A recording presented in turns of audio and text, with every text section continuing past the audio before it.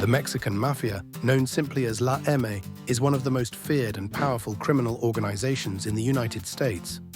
Born in the brutal environment of California's prison system, it grew to dominate not only the cells, but also the streets. This is the true story of how it began, how it gained control, and the violent legacy it left behind. To understand the Mexican Mafia, we must first understand the man who created it, Luis "Güero Buf" Flores.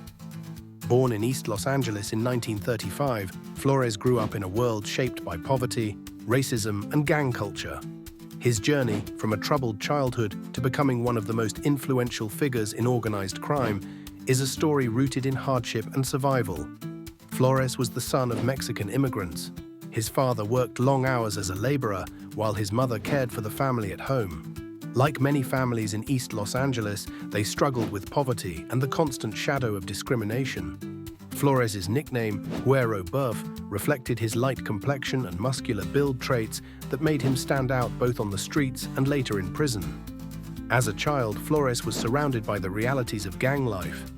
His neighborhood was dominated by street gangs that provided young Mexican-American men with identity, protection, and status. By his teenage years, Flores had joined the Primera Flats gang, one of the oldest and most influential gangs in East LA. Crime quickly became a way of life, and his reputation grew as someone fearless, willing to use violence to defend his gang's territory. But in 1955, at just 20 years old, Flores's life changed. He was arrested for armed robbery and sent to the Dual Vocational Institution, a youth correctional facility notorious for its harsh conditions and violent inmate population. Inside, Flores entered a world where prison politics were shaped by race and power. Mexican-American inmates were often outnumbered and targeted by both white and black gangs, leaving them vulnerable. Survival depended on unity. Flores recognized this. His charisma, intelligence, and reputation as a fighter made him a natural leader. He began organizing Mexican-American inmates, offering them protection and a sense of belonging. By 1957, alongside a small circle of trusted allies, he founded La M, the Mexican Mafia. The goals were clear: protect Mexican-American inmates from outside threats and take control of illicit activities inside the prison walls. Flores drew on his gang experience to shape the new organization. He established loyalty, discipline, and a rigid hierarchy. The name La M, Spanish for the letter M, was chosen to symbolize both Mexican identity and unity. Under Flores' leadership, La M grew quickly in power, known for its ruthlessness and readiness to use violence. By the time Flores was transferred to San Quentin, his influence had spread. He had created not just a group, but a system. A network of loyal members carried out his orders across multiple prisons, ensuring La M's dominance wherever it touched. Flores's personal role eventually diminished, but the foundation he laid gave birth to a criminal empire that still endures. La M was never the work of one man alone.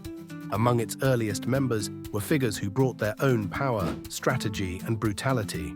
Rodolfo "Cheyenne" Cadena, known for his charisma and vision, played a central role in expanding the Mafia's influence beyond prison walls.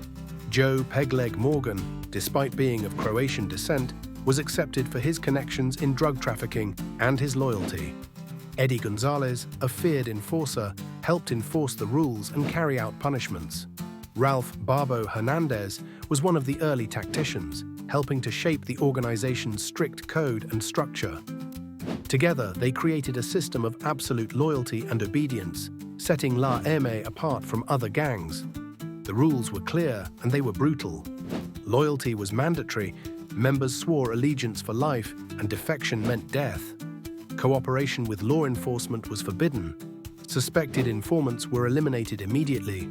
Respect for the hierarchy was absolute, and orders had to be obeyed without question. Taxes were enforced. Street gangs under La M's umbrella had to pay a percentage of their profits from drugs, extortion, and other crimes. And above all, personal conflicts were not tolerated without leadership approval. The code was summed up in the chilling phrase, "blood in, blood out." The organization's structure resembled a military chain of command. Full members, known as carnales, held ultimate authority. Shot callers controlled specific prisons or territories, relaying orders from above. Associates, often recruited from Sureño street gangs, acted as foot soldiers and enforcers. The decentralized structure allowed La M to survive arrests and leadership losses. No single man controlled it absolutely, but the system endured. La M's power did not remain confined to prison.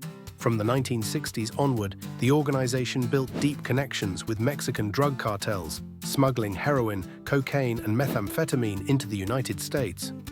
Drugs were trafficked inside prisons through ingenious methods, hidden in hollowed-out books, food containers, even baby formula cans.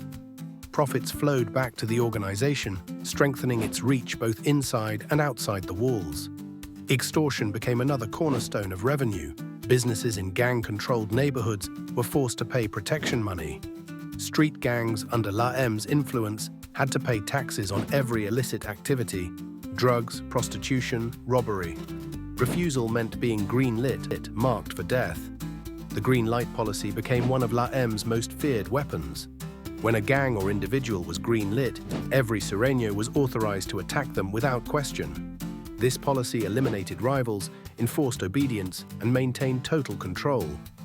In the 1970s, when the Maravilla gangs of East LA refused to submit, they were green-lit, leading to years of violence that devastated their ranks. In the 1990s, the Black Angels of Riverside County defied La M and met the same fate. Over time, dozens of gangs were erased or broken under this policy, solidifying La M's power. Assassination became another tool of control. High-profile murders were carried out to eliminate rivals, silence defectors, or intimidate enemies. In 1971, Manuel Rocky Luna, a suspected traitor, was murdered inside prison to send a message. Loyalty was non-negotiable. In 1993, Raymond Puppet Lopez, a gang leader who refused to pay taxes, was killed, sparking a wave of retaliatory violence across Southern California. Even political activists and public figures were not safe. Gilbert Lopez, an anti-gang activist, was assassinated in 1998. Richard Richie Serrano, a political aide, was killed in 2000 for interfering in drug operations. In total, authorities believe La M is connected to over 200 assassinations, many of them unsolved. Each killing served as both punishment and warning. Disobedience meant death. By the 1980s and 1990s, La M had extended its reach across Southern California, exerting influence over dozens of gangs.